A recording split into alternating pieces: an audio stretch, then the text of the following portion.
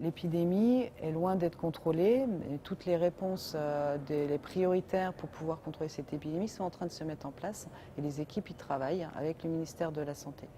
Ce qui nous inquiète, c'est que nous intervenons dans une zone de conflit où il y a beaucoup de mouvements de population.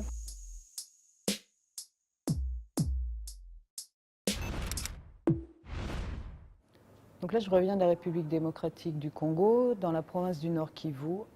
Depuis le 1er août, nous sommes à 111 cas, dont 75 décès. Ce qui représente une épidémie d'Ebola qui est l'une des plus importantes depuis l'Ebola d'Afrique de l'Ouest en 2014. Au début de cette épidémie, on a eu du mal à trouver le personnel déjà expérimenté pour pouvoir partir et renforcer nos équipes régulières, qui eux, pour le coup, n'étaient pas expérimentés. Le centre où nous intervenons, le centre de santé de Mangina, a été le premier affecté. Et donc les personnels soignants de ce centre-là étaient nos patients et sont toujours nos patients. Et donc il a fallu attendre que le ministère de la Santé puisse envoyer de nouveaux médecins, de nouveaux infirmiers pour la prise en charge. La province du Nord Kivu, où nous intervenons depuis plus de 10 ans avec nos projets réguliers, a comme particularité d'être très instable depuis de nombreuses années. Différents groupes armés qui entraînent régulièrement des heurts et des déplacements très rapides de la population. La particularité de cette épidémie, qui est la 10e épidémie Ebola en République démocratique du Congo, est aussi la première épidémie Ebola dans une zone de conflit.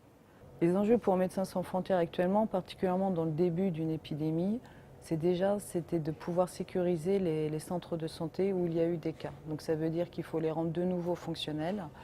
Et pour cela, il faut déjà faire toute une étape de décontamination et de pouvoir aussi former le personnel de santé à prendre en charge des patients qui ne sont pas forcément Ebola, mais dans des bonnes conditions et qui puissent être protégés. Deuxième enjeu, ça va être la prise en charge des cas Ebola, et ça, c'est ce que nous allons faire dans les centres de traitement Ebola. Alors, en démarrage, on a été surpris par déjà le nombre de cas, et donc il a fallu construire ces centres de traitement. On les avait prévus pour 30, et maintenant on est sur une capacité de 68 lits. L'enjeu va être de pouvoir maintenant rapidement améliorer la qualité des soins et de pouvoir faire une prise en charge beaucoup plus individualisée dans ces conditions.